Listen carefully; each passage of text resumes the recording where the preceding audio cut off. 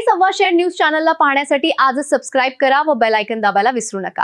नवीन video पाहण्यासाठी आजच आमच्या चॅनलला फॉलो करा। तसेच अहिल्यानगर टाकळी भाण येथील रहिवासी तन्वीर सलीम शेख यांनी पोलीस अधीक्षकांकडे निवेदन देत FIR क्रमांक 58/2026 मधील आरोपीकडून सातत्याने धमक्या आणि त्रास दिला जात असल्याची गंभीर तक्रार केली आहे। संबंधित आरोपीवर तात्काळ कठोर कारवाई करून कुटुंबास पोलीस संरक्षण देण्याची मागणी त्यांनी केली आहे।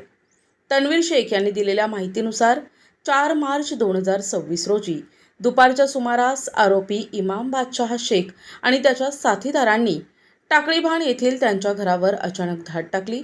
आरोपींनी घरात घुसून शिवीगाळ करत जीवे मारण्याची धमकी दिली। यावेळी कोयत्याने हल्ला करून तन्वीर शेख यांच्या डोक्यावर हातावर गंभीर वार करण्यात आले। तसेच त्यांच्या पत्नी आसमा शेख यांनाही मारहाणीत दुखापत झाल्याचे तक्रारीत नमूद करण्यात आले।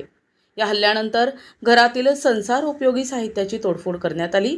तसेच कपाटातील सुमारे 65,000 रुपयांची रोकड आरोपींनी जबरदस्तीने घेतल्याचा आरोप करण्यात आलाय। गंभीर जखमी अवस्थेत तन्वीर शेख यांच्यावर श्रीरामपूर येथील साखर कामगार रुग्णालय उपचार करण्यात आले। त्यानंतर श्रीरामपूर तालुका पोलीस ठाण्यात संबंधित आरोपींविरोधात FIR दाखल करण्यात आलाय। तक्रारदाराच्या म्हणण्यानुसार टाकळी भाण शिवारातील गट क्रमांक 249 मधील 10 एकर जमिनीवरून हा वाद सुरू असून त्यापैकी 7 एकर जमीन आरोपींच्या ताब्यात असून उर्वरित 3 एकर जमीन बळकावण्याचा प्रयत्न सुरू असल्याचा आरोप करण्यात आलाय। हे प्रकरण न्यायप्रविष्ट असतानाही आरोपींकडून सतत दबाव, धमक्या, शिवीगाळ तसेच खोट्या गुन्ह्यात अडकवण्याची धमकी दिली जात असल्याचे निवेदनात म्हटलंय। दरम्यान 11 मे 2026 रोजी कोर्टातील कामं टोपून घरी जात असताना श्रीरामपूर शहरातील वार्ड क्रमांक 1 परिसरात काही आरोपींनी पुन्हा अडवून धमकी दिल्याची तक्रारही करण्यात आली आहे। या घटनेप्रकरणी श्रीरामपूर शहर पोलीस ठाण्यात गुन्हा दाखल करण्यात आला असल्याचं सांगण्यात आले। तक्रारदाराने काही आरोपींवर खून, अपहरण, चोरी, खंडणी, फसवणूक यासारखे गंभीर गुन्हे दाखल असल्याचा दावा करत अद्याप त्यांच्यावर ठोस कारवाई झालेली नसल्याबद्दल नाराजी व्यक्त केली आहे।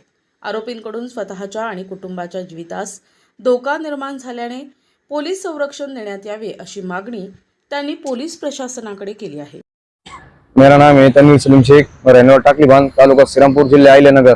3/4/2026 दोपहर के 3 बजे काली स्विफ्ट गाड़ी और पीछे मोटरसाइकिल पे 3 लड़के, उसके अंदर इमाम बादशाह शेख, उसकी औरत, उसका साला, उसका बहन का लड़का मुज्जू सादिक सैयद और तीनों बच्चे उसके मेरे घर में घुसे। मैं खाना खा रहा था मेरे बाल बच्चे के साथ। वो अंदर आने के बाद मेरे पे जानलेवा हमला करे। हमला इतना डेंजर था कि मेरे दोनों हाथ पे फ्रैक्चर, मेरे सिर पे वार हो गई। मेरे को 56 टाँकी गिरे। मेरे एक हाथ का दावे हाथ का ऑपरेशन हुआ है, उसमें रॉड डाला हुआ है। बाद में 9 दिन के बाद उसके ऊपर वार्ड कॉलम 307 दाखिल हुआ है। लेकिन तो पुलिस प्रशासन ने एक ही आरोपी अटक किया होता, इमाम बादशाह शेख।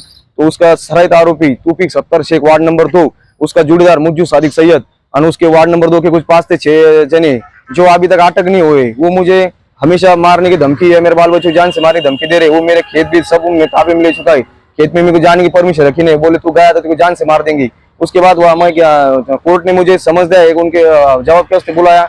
दिनांक 11/5/2026 को मेरे कोर्ट ने बुलाया था। मैं वहां से 3 बजे कोर्ट का काम आटपने से 8 के बाद मैं घर जा रहा था। उसने वार्ड नंबर 1 बाम्बू गली के पास मुझे तूफीक 70 शेख, मुज्जू सादिक सैयद, जीशान इमाम शेख और उसके संगत 5 से 6 लड़के वार्ड नंबर 2, उनने मुझे दूर से गाली गलौज चालू करे, रुक आज तेरा भेद देखेंगे हम, तू बहुत माजेगा, केस वापस ले रहा नहीं है, मेरे भाईजान को तू तकलीफ दे रहा है। मैं वहां से जान बचा के भाग गया। मुझे इनके बहुत जान के धमकी हमेशा आ रही है।